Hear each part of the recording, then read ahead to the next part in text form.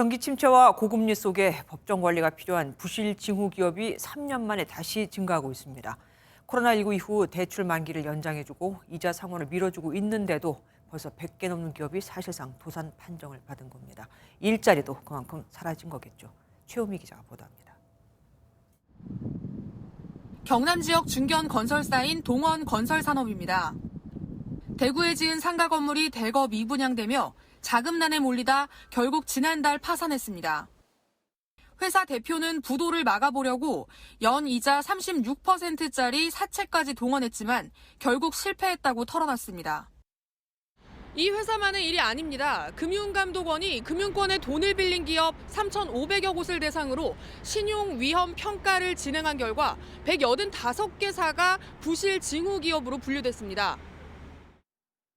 2019년 정점을 찍은 뒤 코로나19 사태를 기점으로 대출 만기 연장 같은 대대적인 금융 지원을 쏟아부으며 지난해 160곳까지 줄었는데 올해 다시 늘기 시작한 겁니다. 특히 185곳 중 절반을 넘는 101곳이 경영 정상화가 불가능해 법정 관리에 들어가야 하는 D등급 판정을 받았습니다. 대출 금리가 지금 7%를 상회하고 있습니다. 그러면 기업들이 영업 활동을 통해서 최소한 7% 이상의 수익을 거둬야 되는데 영업이익률이 10%를 넘어가는 기업들이 사실상 별로 없다라는 점. 금융감독원은 부실 징후 기업들의 금융권 채무가 1조 5천억 원 규모라 당장 은행 건전성에 영향을 미치진 않을 걸로 보고 있습니다.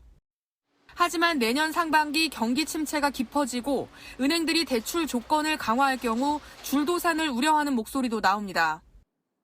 정부는 경쟁력은 있지만 한시적으로 자금난을 겪는 기업들에게는 신속 금융 지원 등 맞춤형 지원을 확대할 방침입니다.